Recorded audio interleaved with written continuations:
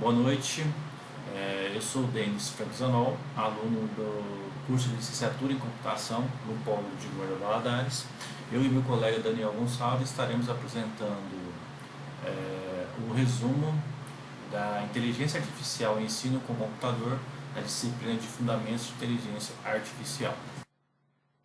O trabalho consiste na apresentação resumida do texto Inteligência Artificial em Ensino com Computador, da Maria Lucarte Posati Flores, da Rosa Maria Vicari.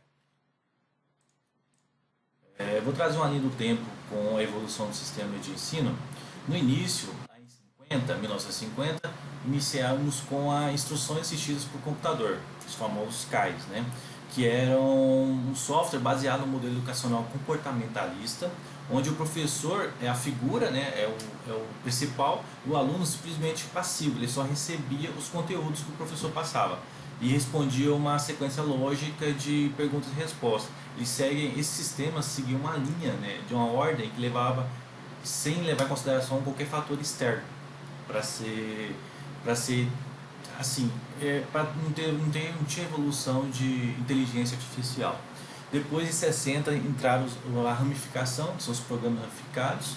As respostas dos alunos eles utilizavam como tipo feedback, né, do sistema e retornar ao aluno um esquema de resolução adaptado conforme a resposta dele.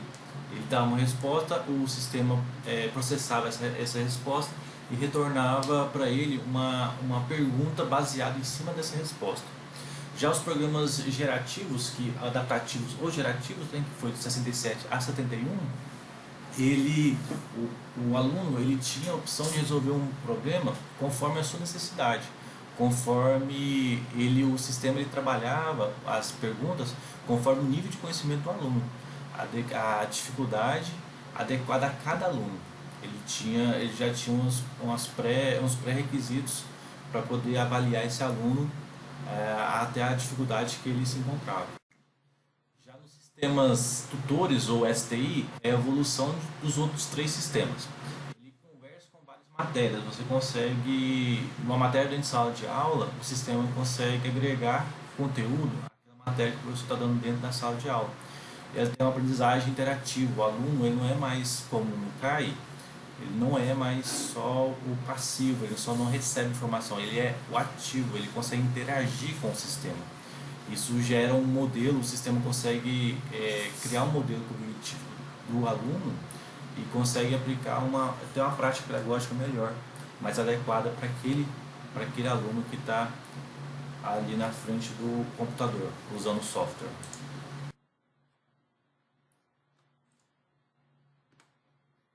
Então, computador na educação. A partir da década de 50 já vem se debatendo, né, o uso do computador dentro da sala de aula.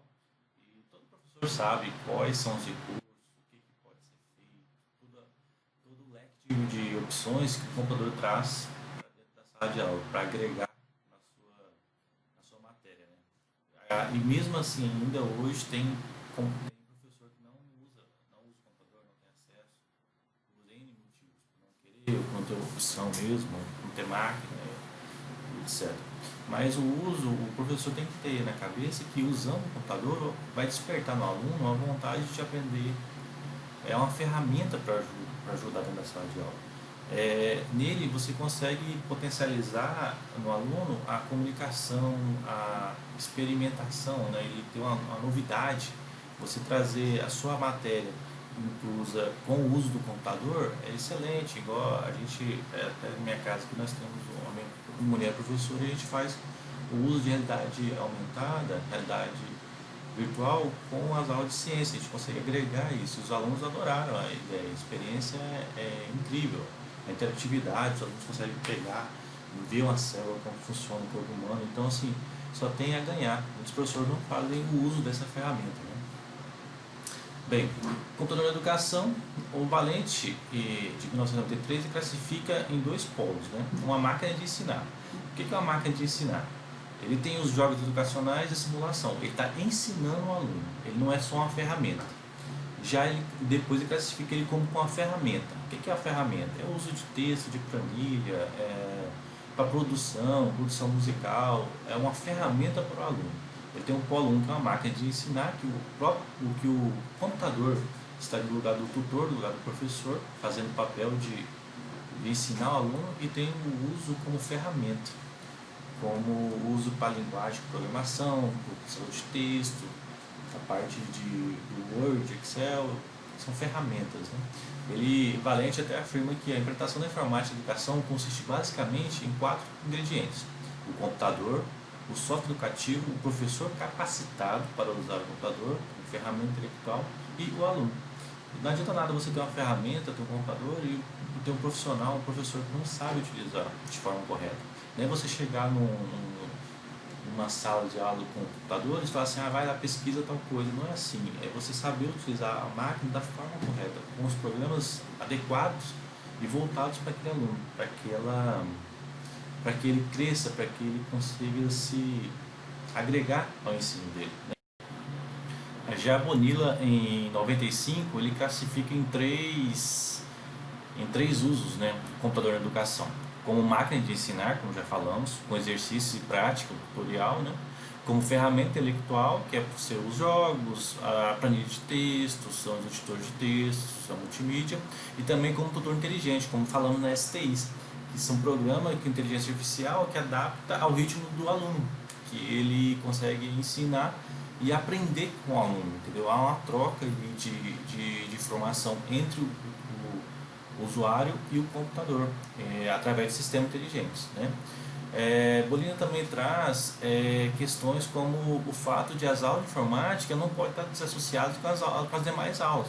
Que, o que ele quer? Ele quer que para que haja realmente aprendizagem, o software tem que estar adequado ao currículo da atividade de sala de aula.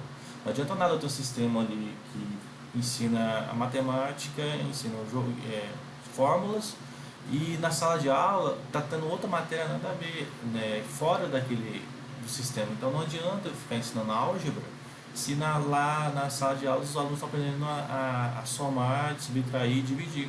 Entendeu? Tem que casar isso. Já Barreto, em 2001, ele considera que são 5 classificações para os possíveis usos do computador no ensino, né? A primeira seria como máquina de ensinar, seja como tutorial, banco de questões, virador de página, instrução programada e outros métodos semelhantes. O uso do computador de uma forma mais simples, né? Não utilizar o lápis e o papel. Escrever no computador, usar tutoriais, máquina, programação, essas coisas mais simples, né? O uso do computador de forma simples, como ferramenta tanto burocrática quanto intelectual. Aí seria uma forma de usar para ferramentas de textos, que são muito valiosas, são muito bacanas, que ajudam muito na questão do ensino e aprendizagem, as planilhas de cálculo, as ferramentas de laboratório, né, para usar dentro do laboratório, com gráficos, as equações. Esse era um uso mais focado do computador. Já como instrumento de programação, com o uso para descoberta mesmo, para ensinar a programar, bem simples também, mas que é questão de programação, de C++, Logo, né, que é para séries iniciais, um programa bem simples para uso nos anos iniciais. Em simulações, seria estáticas, dinâmicas, simulações com pouco controle sobre parâmetro, para ver resultados de física, de química, né, são simulações de laboratórios dentro do computador. E o uso da internet, que seria o uso de página, de acesso à página do web, a correio eletrônico, a recursos, né, de pesquisa, o que eu acho que 90% hoje do uso do computador em escolas seria para pesquisa na internet. Olá, meu nome é Daniel Gonçalves e eu vou dar continuidade no assunto de inteligência artificial. O que é inteligência artificial? Esse termo foi criado numa conferência nos Estados Unidos em 1956 e essa conferência tinha como objetivo a criação, o desenvolvimento de máquinas que fossem inteligentes, capazes de agir, pensar como seres humanos e realizar as atividades que atualmente são feitas melhores por seres humanos. A inteligência artificial, no início, as máquinas que eram programadas, elas só realizavam atividades básicas e muito simples. Com o tempo houve necessidade dessa máquina tomar atitudes mais complexas. Então as inteligências artificiais elas tinham como objetivo interagir com o ser humano baseado nas entradas que o usuário fizesse na máquina. E a máquina ela deveria responder conforme os estímulos que o usuário apresentasse. Esses estímulos, essas ações da inteligência artificial seriam baseadas nas premissas pré-definidas durante o seu desenvolvimento. Uma das áreas que a inteligência artificial é mais utilizada é na indústria de jogos. Atualmente a inteligência artificial ela que controla todo o ambiente e os personagens na qual o personagem principal controlado pelo jogador irá interagir. Então todos aqueles personagens que passam na rua, vou citar um dos jogos que seria o GTA, por exemplo, da Rockstar, eles interagem com os personagens controlados pelos usuários baseado nas ações que esse personagem principal irá fazer durante o jogo. Então, se o personagem principal chega a dar um soco em um NPC, o NPC, baseado em alguns comportamentos do usuário principal, a inteligência artificial vai tomar algumas atitudes. Normalmente vai revidar, ou talvez vai sair correndo, ou talvez xingar o personagem principal ali. Se tratando do ambiente educacional, a inteligência artificial ela tem expandido seus horizontes cada vez mais. A sua aplicação normalmente ela está voltada para ambientes de simulação, na qual o aluno ele pode ter experiência de estar realizando alguma atividade inerente a determinada profissão. Por exemplo, um curso de soldagem industrial. O aluno ele vai poder ter experiência de estar manuseando ali uma máquina de solda, talvez dentro de uma cabine de um submarino, e o ambiente ele vai ser todo controlado através dessa inteligência artificial. Logo, o usuário ele vai ter a sensação de realmente estar presenciando uma situação corriqueira que ele pode estar enfrentando durante a sua profissão. Logo, essa experiência realizada pelo aluno dará mais, de forma literalmente imersiva, durante a sua aprendizagem ali no seu processo de ensino.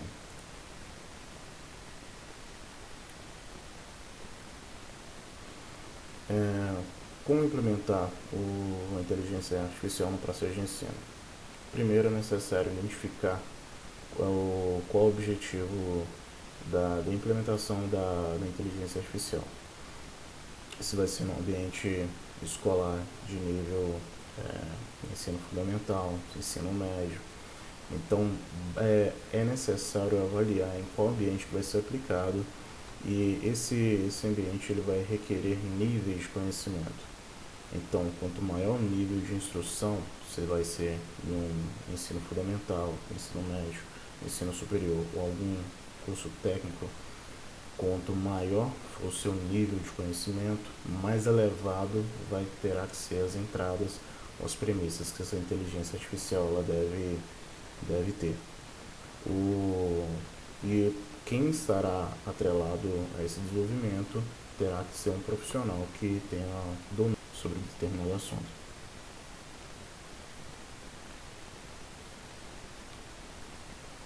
Sistema tutores inteligentes. Esses sistemas normalmente são aplicados a alguma plataforma de ensino, onde o aluno já vai ter o material didático disponível, e a sua aplicação ela vai ser justamente na resolução de problemas. Sistemas tutores inteligentes são aplicações que irá acompanhar o aluno durante o seu processo de ensino. Normalmente eles estão presentes em plataformas de ensino, na qual o aluno já terá esse material didático disponível e ele estará realizando o esclarecimento de dúvidas, por exemplo, desse aluno. Então, esses sistemas, esses S3, digamos assim, eles vão estar presentes em plataformas ou aplicações mais específicas. Normalmente ela vai estar sendo uma ferramenta de apoio para o aluno. O seu teste de aprovação ele passa por 3 níveis. O nível de codificação de todo o conteúdo para a linguagem da aplicação, para que ele consiga fazer as entradas e a resolução de problemas. Esse sistema ele tem que ser objetivo na resolução de problemas apresentados pelos alunos. O outro ponto é que essa STI ela deve avaliar o rendimento de aprendizado do aluno para saber se ele realmente teve aproveitamento do conteúdo na qual ele estava aprendendo ou não. E também a possibilidade dele criar metodologias de ensino na qual o aluno não sinta a falta de um professor ou um tutor presencial, logo satisfazendo todas as necessidades do aluno em resolver o problema apresentado por ele.